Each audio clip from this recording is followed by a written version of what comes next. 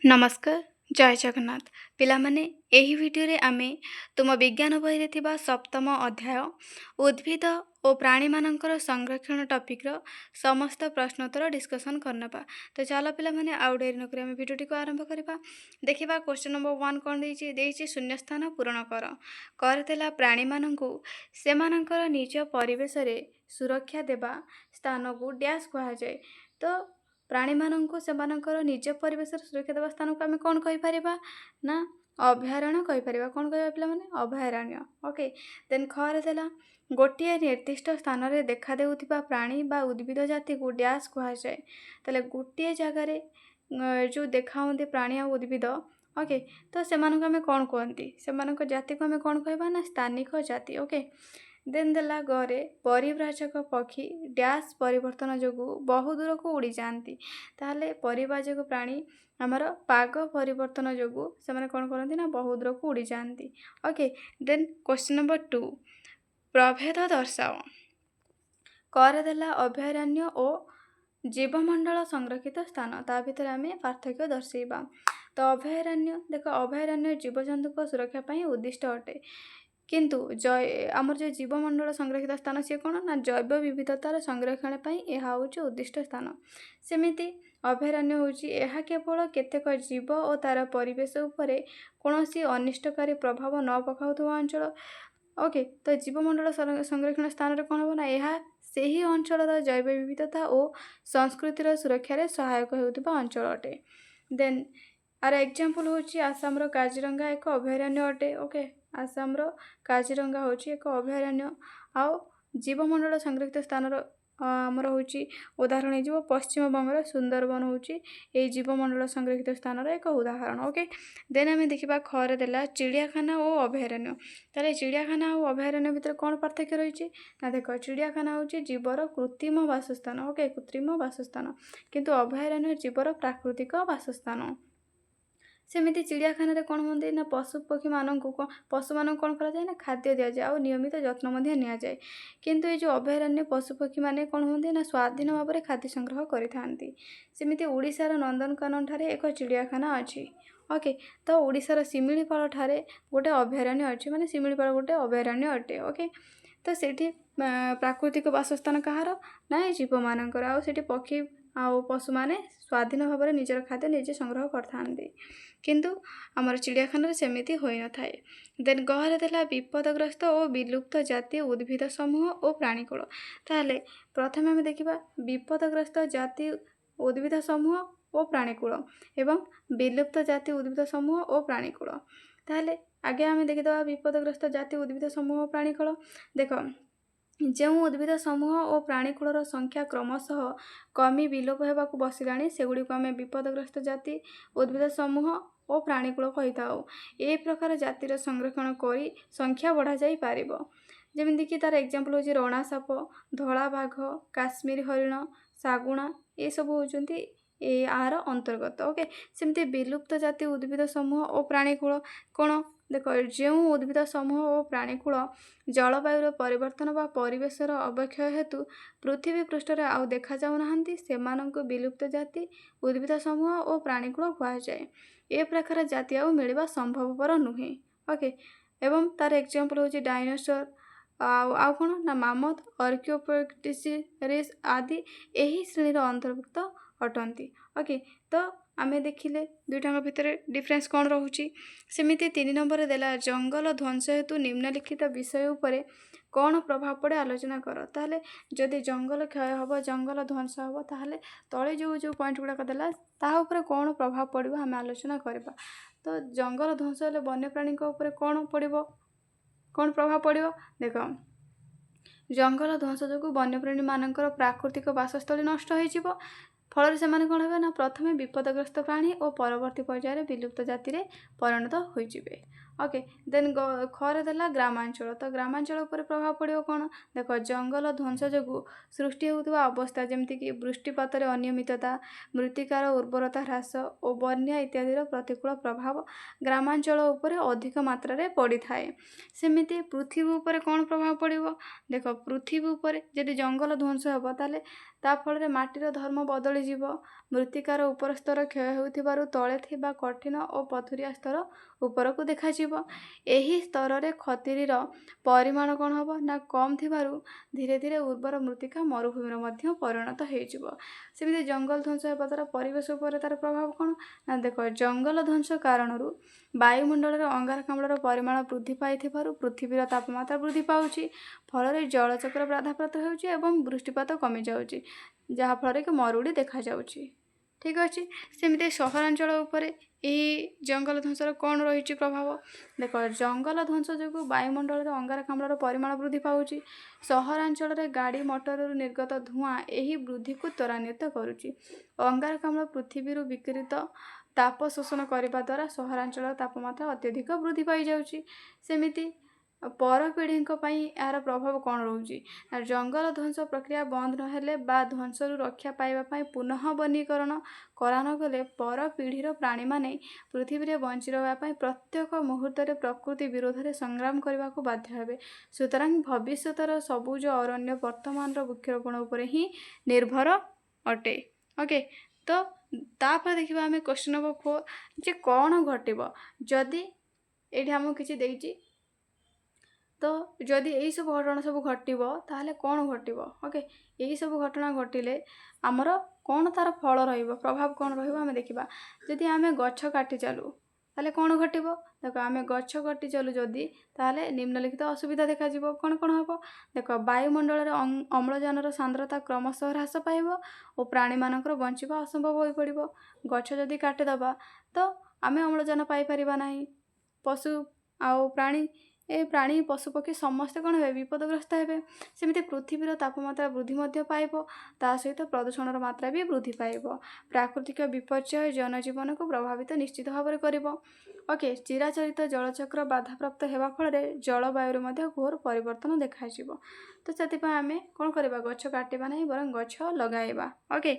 Then देला जदि गोटे प्राणीर परिस्थान विपर्यस्त हुए ओके जदि गोटे प्राणीर परिस्थान विपर्यस्त हुए ताले कौन हम देख से प्राणीर स्थिति प्रति विपद सृष्टि होगा एवं तिष्टिबा कष्टकर हो पड़ो सेमानंक संख्या क्रमशः ह्रास पाई विपदग्रस्त प्राणी भाव परिचित हेबे एवं सेमाने क्रमशः कौन हो ना विलुप्त हो विलुप्त जाति परिणत हो देन देला गरे जदि माटीर उपर स्तर नष्ट हुए ताहले कौन हम ना माटीर उपर स्तर तले थिबा कठिन और पथुरिया स्तर बाहर को देखा जदि माटीर उपर स्तर कौन हम नष्ट हो ताहले ता तले जो कठिन और पथुरिया स्तर रही बाहर को देखा पथुरिया स्तर में ह्यूमस परिमाण कम अच्छी ओके जहाँफल कि सीटा उर्वरता को ह्रास कर ओके माटीर उर्वरता को ह्रास करदब तो सेठी कौन हम उर्वर मृत्तिका जो धीरे धीरे उर्वर मृत्तिका मरुभूमि में परिणत हो मृत्तिकार पोषक परिमाण और गठन इत्यादि परिवर्तित हो जहाँफल कि कौन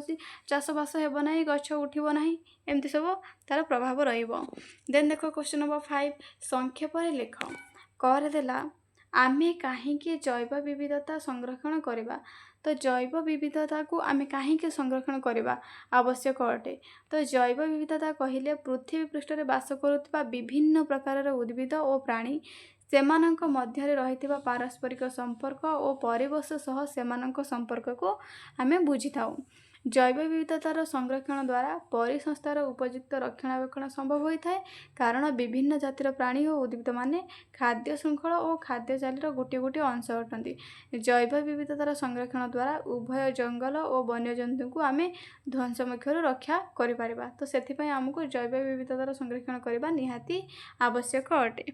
देन खरे देला सुरक्षित जंगल मध्य काहींकी प्राणी मानक पई संपूर्ण निरापद नुहे तो जो जंगल सुरक्षित अटे तो सीटा कहीं प्राणी मानक पई संपूर्ण निरापद नुहे तो तार कारण होची सुरक्षित जंगल रे कौनसी प्राणी को शिकार करवा सेमानंकु गुली करी बा फास बसाई धरिबा निषिद्ध अटे।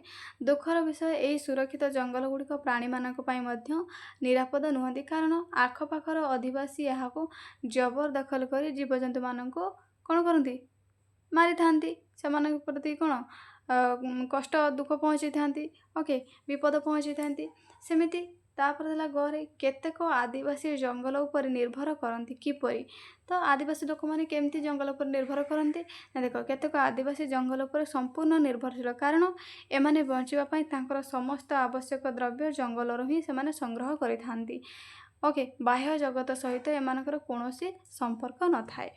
सेमिति घरे देला जंगल ध्वंसर कारण और परिणाम कौन ओके ये परिमाण लिखिदे एटा परिणाम हम जंगल ध्वंसर कारण कौन आ तार परिणाम कौन ओके फलाफल कौन तो देख चाष उपयोगी क्षेत्र प्रस्तुति बास उपयोगी गृह और कलकारखाना निर्माण जाळेनी काठर व्यवहार एवं विभिन्न प्राकृतिक कारण यथा मरुड़ी और वनाग्नि जंगल ध्वंसर कारण अटे। तापमात्रा प्रदूषण मात्रा वृद्धि ओके आउ कौन ना बन्या मरुड़ी भली प्राकृतिक विपर्य मरुभूमिकरण इत्यादि जंगल ध्वंसर परिणाम अटे ओके तो जंगल ध्वंस हो गले आमर तापमात्रा प्रदूषण मात्रा बढ़ी जीव आउ कौन हम बन्या मरुड़ी भली प्राकृतिक विपर्य घटव मरुभूमि मध्य हेब तो ये सब हूँ जंगल ध्वंसर परिणाम अटे ओके देन आम देखा मुहरे देला रेड डाटा बुक कौन ओके तो रेड डाटा बुक क्या कहुए तो देख समस्त संकटापन्न बा विपदग्रस्त प्राणी और उद्भिद मानकर अभिलेख रेड डाटा बुक रे स्थान पाई उद्भिद प्राणी और अन्य जाति मानक पई पृथक पृथक रेड डाटा बुक रही अछि ठीक अच्छे देन चर देला परिव्रजन कहले कौन बुझ ओके परिव्रजन कहले आम कौन बुझे तो बसवास करुवा अंचल पाग अतिशय ठंडा बा प्रतिकूल हेले अंडा देवाई केतेक पक्षी अन्यत्र उड़ी जाती यह ही परिव्रजन कहुए बहु दूर अतिक्रम करुवा पक्षी मानक परिव्राजक पक्षी कहुए ओके जो पक्षी माने बहु दूर अतिक्रम करते से आम परिव्राजक पक्षी बोली कही था ओके देन आम जा नेक्स्ट क्वेश्चन को क्वेश्चन नंबर 6 देला कलकारखाना और बासगृहर आवश्यकता पूरण पाई गछ कटा सब बेले चली एही भली प्रकल्प पाई गछ काटिबा विधेय की आलोचना करी एक रिपोर्ट प्रस्तुत कर ताले आम जो कलकारखाना और बासगृहर आवश्यकता पूरण करने आम कौन करछे ना गछ काटी दौचे सब बेले गछ काटुचे तो ये जो प्रकल्प पाई गछ काटिबा विधेय की तो गछ कटिबा ठीक अटे कि तो आलोचना करके रिपोर्ट प्रस्तुत करवा देख कलकारखाना और बासगृहर आवश्यकता पूरण पाई गछ कटा सब बेले चली एही भली प्रकल्प में गछ काटिबा विधेय नुहे बा ठीक नुहे कारण अण जंगल अंचल रे कलकारखाना और बासगृह निर्माण करा जाई पारिबो ओके आउ कौन हम ना वृक्षरोपण द्वारा पुनः वनीकरण मध्य करा जाई